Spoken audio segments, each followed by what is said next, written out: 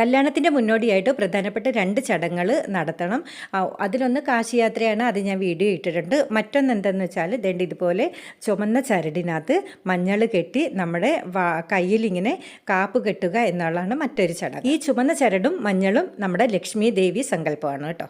അതുകൊണ്ട് ഈ മഞ്ഞൾ വെറുതെ അങ്ങോട്ട് കയ്യിൽ കെട്ടിയാൽ പോരാ, അതിന് പ്രത്യേക പൂജകളൊക്കെ ഉണ്ട്. നവധാന്യങ്ങൾ മിക്സ് ചെയ്ത് 5 ചട്ടിയിൽ മൺചട്ടിയിൽ മണ്ണിനകത്ത് നിറച്ച് വെക്കുന്നു. ഇത് കല്യാണ സമയമാകുമ്പോഴത്തേക്ക് ഈ നവധാന്യങ്ങളെല്ലാം കിളിർത്ത് വരണമെന്നാണ് സങ്കല്പം. എല്ലാവർക്കും കെട്ടുന്ന മഞ്ഞൾ ചരട് ഈ നവധാന്യ പൂജയും ഗണപതി ഒരുക്കിൻ്റെ മുന്നിൽ വെച്ച് ആവാഹിച്ച് ഈ ചരട് പൂജിച്ചാണ് നമ്മുടെ കയ്യിൽ കെട്ടുക പതിവ്. വിവാഹം, ഉപനയനം ഈ കർമ്മങ്ങൾക്ക് ഈ ചരട് കെട്ടുക നിർബന്ധം തന്നെയാണ്. ഈ ചരട് കെട്ടുന്നതിന് പ്രധാന കാരണം എന്തെന്ന് വെച്ചാൽ പുലയോ വാലായ്മയോ എന്തെങ്കിലും വരുവാണെങ്കിൽ നമുക്ക് ഇത് ബാധകം അല്ല എന്നതിൻ്റെ സങ്കല്പമാണ് ഈ ചരട് കെട്ടുന്നതിൻ്റെ ഉദ്ദേശം. ഈ ചരട് കെട്ടിയതിന് ശേഷം പുലയോ വാലായ്മയോ ഉള്ള സ്ഥലങ്ങളിൽ പോകാൻ പാടില്ല. 10 ദിവസത്തിന് മുന്നെയാണ് ഇത് ചെയ്യുന്നത്.